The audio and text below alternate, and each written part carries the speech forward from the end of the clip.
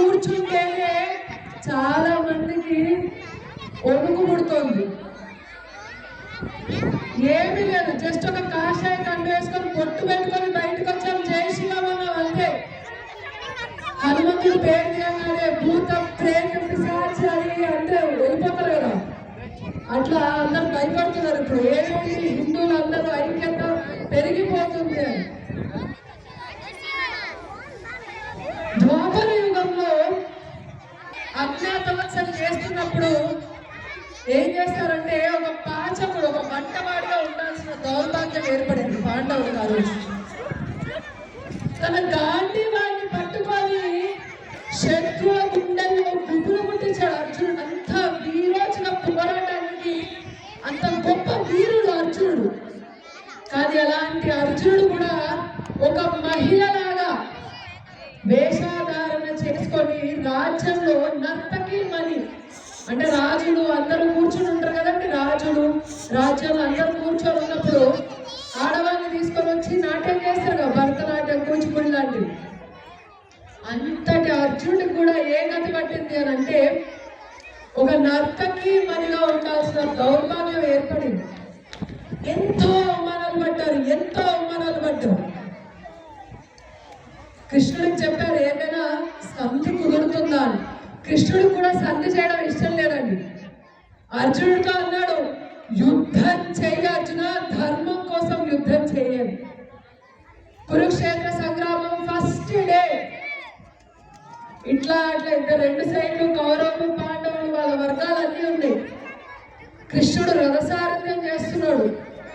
అర్జునుడు అంటాడు, కృష్ణ రథాన్ని తీసుకొని వెళ్ళి ఏదైతే యుద్ధ రంగం ఉందో మధ్యలో తీసుకొని వెళ్ళి నిలుపు అని. సరే అని కృష్ణుడు రథాన్ని తీసుకొని వచ్చి మధ్యలో పెడతాడు. అర్జున చూడు, ఇరు పక్షాలని చూడు అని. అర్జునుడు మొత్తం ఇటు అటు చూసి తన గాంధీవాన్ని వదిలేసి, కృష్ణ నేను యుద్ధం చెయ్యను అని ఒక పిరికి పందలాగా యుద్ధ భూమి నుంచి పారిపోదామని అనుకుంటాడు. మీరు చెప్పండి, ఇన్ని అవమానాలు జరిగిన తర్వాత పాండవులకి, ద్రౌపదికి ఇంత అవమానం జరిగిన తర్వాత దుశ్శాసనుడి రక్తంతో ద్రౌపది జటలను ముడివేస్తాను, ఇటువైపు ఉన్నది నా తాతలు ముత్తాతలే, ఇటువైపు ఉన్నది నా గురువులే, నా అన్నదమ్ములే, మా పెదనాన్న పుట్టిన వాళ్ళే, నా తోడ పుట్టిన వాళ్ళతో సమానము, నా కుటుంబమే, వీళ్ళంతా ఒకటే వంశము, కురు వంశము అని అర్జునుడు మాట్లాడుతుంటే మీరు చెప్పండి, యుద్ధం చెయ్యాలా చెయ్యద్దా? చెయ్యాలా చెయ్యద్దా? కానీ నీకోసమో ఇంకోరి కోసమో కాదు, ధర్మ స్థాపన కోసం యుద్ధం చేయి. వచ్చే తరాలకి ధర్మం కోసం యుద్ధం చేయండి అని రుజువు చేయడానికి యుద్ధం చేయాలి. కృష్ణ పరమాత్ముడు యుద్ధానికి పంపించాడు అర్జునుడిని. అదే ద్వాపరంలో జరిగిన కురుక్షేత్రం మళ్ళీ ఇప్పుడు ఇక్కడ నారాయణపేట జిల్లాలో కూడా ఒక కురుక్షేత్రం జరుగుతుందండి. మనం ఉన్నది కూడా ధర్మక్షేత్రే కురుక్షేత్రే. ఇప్పుడు మనం ఉన్నది కూడా ఒక కురుక్షేత్రంలోనే. ఎంతో మంది వచ్చారు, వేలాది సంవత్సరాల నుంచి హిందువుల పైన దాడులు చేశారు, మన గుళ్ళను ధ్వంసం చేశారు, మన ఇంట్లో నుంచి ఆడవాళ్ళని రవికలు ఊడ తీసుకుంటే జుట్లు పట్టుకొని బయటకి ఇచ్చుకుంటూ వెళ్ళి నాటి రోడ్డు మీద మానభంగాలు చేశారు, మొగుళ్ళని చంపేశారు, పిల్లల్ని మతం మార్చేశారు, గోహత్య చేశారు, గుళ్ళను ధ్వంసం చేశారు, బొట్టు పెట్టుకుంటే నరుకుతామన్నారు, పూజలు చేస్తే నరుకుతామన్నారు, ఫైన్లు కట్టమన్నారు, ట్యాక్సులు కట్టమన్నారు. మనల్ని వేల సంవత్సరాలు మన దేశంలో మనల్ని బానిసగా మార్చారు. ఆ రోజు పాండవులు పడ్డ కష్టానికి కొంచెమైనా తక్కువ మనం ఏమైనా పడ్డామండి? మన పూర్వీకులు, మన తాత ముత్తాతలు వాళ్ళకన్నా ఏమైనా తక్కువ పడ్డారండి? కష్టము లేదు, నిజానికి వాళ్ళకన్నా ఎక్కువే కష్టం పడ్డారు. ఇక్కడ మనందరం కూడా అర్జునులమే అండి, అందరం అర్జునులమే. యుద్ధం చేయకుండా మన అస్త్రాల్ని మన గాంధీవాన్ని పక్కన పెట్టి సోకాల్డ్ సెక్యులరిజం మంత్రాన్ని పట్టుకొని యుద్ధాన్ని వదిలేసిన అర్జునులు మనమందరం కూడా.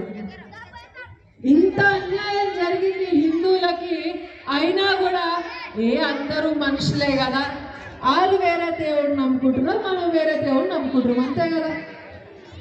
వాళ్ళు మనుషులే, మనం మనుషులే. ఇంకో పెద్ద సెక్యులర్ వాదులు వస్తారు. మొత్తంలో ప్రతి బిందువులో సర్వే జన సుఖినో భవంతు, లోక సమస్త సర్వమంగళాన్ని భవంతు అని కోరుకునే తత్వం ఉన్న రక్తం నాది. నా దేవుడిని కాకుండా ఎవరికి పూజ చేసిన వాడిని సంపాలనుకునే క్రూరత్వం నిండి ఉన్న రక్తం వేరే వాళ్ళది. ఇప్పుడు మన అందరం ఏంటి అని అంటే ఒక భరతమాతకి పుట్టిన బిడ్డలమే, కానీ మనందరం పాండవుల పక్షాన ఉంటే వాళ్ళు ఎవరి పక్షాన ఉన్నారు? ఎవరి పక్షాన ఉన్నారు? కౌరవుల పక్షాన ఉన్నారు. కానీ మనమైతే అర్జునులమే. మనకి దిశానిర్దేశం చేసి యుద్ధం చేయి, ధర్మం కోసం యుద్ధం చేయి, నీ ధర్మాన్ని నువ్వు రక్షించుకో, నీ దేశాన్ని నువ్వు కాపాడుకో, వచ్చే తరాలకు ఒక మార్గ నిర్దేశకాన్ని నువ్వు నిర్ణయించని చెప్పే కృష్ణుడు ఎవరండి? పుట్టాడా కృష్ణుడు మన కోసం అంటే 100 సంవత్సరాల క్రితం ఎన్ని తరాలు మారినా మన హైందవ జాతి గర్వించే విధంగా, మన ధర్మం ఏంటో మనకి చెప్పే విధంగా ఒక భగవద్ ధ్వజాన్ని ఆ కృష్ణ పరమాత్ముడిలాగా నిలబెట్టారు డాక్టర్ హెడ్గేవర్జీ. ఆ భగవద్ ధ్వజమే మనకి గీతాచార్యుడై ధర్మం కోసం యుద్ధం చేయమని ఇన్ని తరాలు మారిన 100 సంవత్సరాలకు కూడా వచ్చే తరాలకు కూడా మన ధర్మాన్ని రక్షణ చేసుకోవడానికి ఒక మార్గనిర్దేశం చేశారు. 100 సంవత్సరాలు పూర్తి చేసుకుంది రాష్ట్రీయ స్వయం సేవక్ సంఘ్.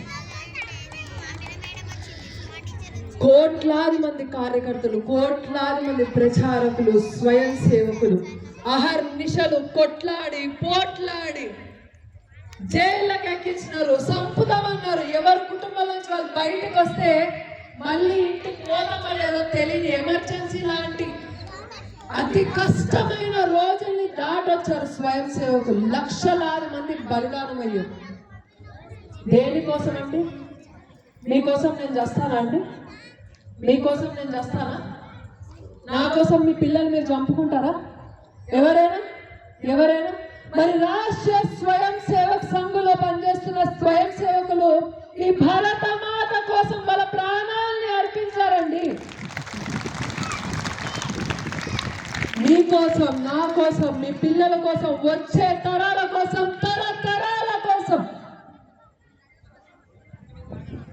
ఆర్ఎస్ఎస్ అడిగిందా అండి మనల్ని? జెండా పట్టుకోండి, బయటకు రండి, యుద్ధం చేయండి, జైళ్ళ పాలవ్వండి, ప్రాణత్యాగం చేయండి అడిగిందా అండి రాష్ట్రీయ స్వయం సేవక్ సంఘ్? ఎప్పుడైనా మీ గడపలోకి వచ్చి అడిగిందా అండి మిమ్మల్ని? లేదండి, ఎవరు అడగట్లేదు ప్రాణత్యాగం చేయండి. ఇక్కడ ఎంతమందికి రక్షించుకోవాలి, చాలా సంతోషం. నా దేశాన్ని నేను రక్షించుకోవాలి ఎంతమందికి ఉందండి? చేతులు పెట్టండి. చాలా సంతోషం అండి. ఈరోజు భరతమాత పులకించిపోతుందండి సంతోషంతో. మీ నారాయణపేట జిల్లాలో ఉన్న కట్టర్ హిందువులను చూసుకొని, అరే నా బిడ్డలు నా కోసం కొట్లాడుతూ ఉంటున్నారు అని. జై శ్రీరామ్.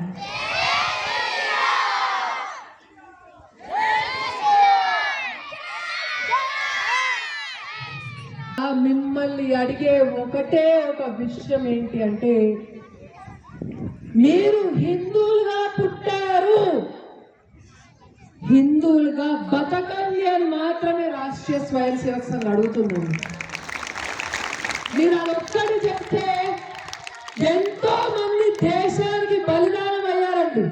వాళ్ళ త్యాగాలకి మీరు ఒక అర్థం చెప్పిన వారు అవుతారు. ఎంతో మంది కుటుంబాలు వదిలేసి ప్రచారకులుగా వెళ్ళారండి. నేను ఎంతో మందిని కలిస్తే కనీసం అమ్మ ఒక్కటే ఉంటుంది ఇంట్లో, కానీ ఫోన్ చేసి అమ్మ ఆరోగ్యం ఎలా ఉందని కూడా అడగరు. నా దేశం, నా భరత మాత ముందు అని చెప్పి పనిచేశారండి ఎంతో మన కళ్ళకు కనిపించదు. రంజాన్ వచ్చినా, క్రిస్మస్ వచ్చినా, సంక్రాంతి వచ్చినా, దసరా వచ్చినా పెద్ద పెద్ద బ్యానర్లు కనిపిస్తాయి. ఈ మూల నుంచి ఆ మూల వరకు ప్రతి పార్టీ వాళ్ళు వేస్తారు, పెద్ద పెద్ద ఫోటోలు వేస్తారు. ఎక్కడైనా ఆర్ఎస్ఎస్ ఒక్క బ్యానర్ చూసారా అండి? మీ కోసం, మీ కుటుంబం కోసం, మీ పిల్లల కోసం మేము ప్రాణత్యాగం చేశామని బ్యానర్ ఎక్కడ కనిపిస్తుందండి మీకు? అంత నిస్వార్థంగా ఈ దేశం కోసం పనిచేస్తుందండి రాష్ట్రీయ స్వయం సేవక్ సంఘ్. మనం చేయాల్సింది ఏంటి అని అంటే, ఇక్కడ ఎంతమందికి పెళ్లిళ్ళు అయ్యండి? పెళ్లిళ్ళు అయిన వాళ్ళు ఎంతమంది ఉన్నారు? అన్న చేతులు లేవడతలేరు, మీ భార్యలు మిమ్మల్ని చూస్తున్నారు, ఇంటికి పోయినారా అట్ల కాడ పెడతారు, ఇక మీ ఇష్టం. ఇప్పుడు ఎక్కువ చేతులు లేచినాయి. ఇందాక వరకు అయితే నేను చెప్పాలో వద్దా, నేను ఇంకా యంగ్ బ్యాచులర్ అని చెప్పుకొని తిరుగుతున్నారు కదా మీరన్నారు. అబ్బాదరికి పోయి రోజు 5 గంటలకి లేకపోతే 6 గంటలకి ఉద్యోగాలు అయిపోయిన తర్వాత 7 గంటలకి ఇంటికి పోయేటోళ్ళు ఎంతమంది ఉన్నారమ్మా? మీ మొబైల్ 11 గంటలకు తక్కువ రారు కదా. ఏం పని బయట ఆడెవడో బార్ రెస్టారెంట్ ఏసీని పెడతారు, ఆడవే కూర్చోవాలి. ఏ దేశంలో ఇట్లా కాదు, వాళ్ళకి ఏం తెలియదు. నేను సాయంత్రం అయ్యేసరికి చూడండి గుళ్ళ దగ్గర ఒక్క చెప్పు కూడా కనిపించదు. పంతులు గారు వస్తారు, దీపారాధన చేస్తారు, నైవేద్యం ఎక్కిస్తారు, వెళ్ళిపోతారు. ఆయన కూడా గుడి ఎవరి కోసం కట్టుకున్నామండి? పంతుల కోసం కట్టినామా? మన కోసం కట్టుకున్నామా? ఎంతమంది పోతున్నాం అదే సాయంత్రం అయ్యేసరికి బార్ల దగ్గర వీటి దగ్గర బండ్లు ఈడికెళ్ళి ఆడదాకా వరుసగా పెడుతుంది. ఇక మనకేముంది, 5-6 అయ్యేసరికి సీరియల్స్ షురు అవుతాయి.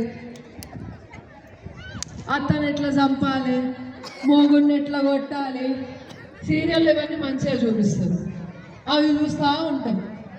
ఈ ఒక 5 అమ్మాక్కలు కలిసిందంటే ఏం చేస్తాం? ఒకటే ముచ్చట, మా అత్త ఇట్లా చేసింది, నా మొగుడు అట్లా చేసిండు, ఇలా ఇట్లా అలా అట్లా ఇదే నడుస్తుంది. లేకపోతే కొత్తగా కంచిపట్టు చీర వస్తుంది, ఆర్ఎస్ బ్రదర్స్ చీర వస్తుంది. ఇంకేమైనా మాట్లాడుకుంటున్నామా మనం? కొత్త విషయాలు ఏమైనా? నీ బిడ్డ ఎక్కడ చదువుతుంది, ఎంత పర్సెంటేజ్ వచ్చింది, నా కొడుకు ఏడ చదువుతున్నాడు, ఎంత పర్సెంటేజ్ వచ్చింది, ఇవే నడుస్తున్నాయి కదండి మన జీవితం అంతా ముచ్చట్లు. దీనివల్ల మీకు కానీ, మీ కుటుంబానికి కానీ, ఈ సమాజానికి కానీ ఏమైనా ఒక్క ఉపయోగం ఉందా? మొన్ననే ఒక న్యూస్ లో వచ్చింది, ఒక కేసు సీసాలంటే తిప్పకుండా తాగితే ఒక పోటీ అంట. అని ఒక 10 మంది ఇంటి మీదకి వస్తే ఉరికెళ్ళి కొట్టగలుగుతాం అంటే దమ్ముండదు మనకి. ఇవి మనం పెట్టుకునే పోటీ. రామాయణం వారసులమేనా అండి మనం అసలు?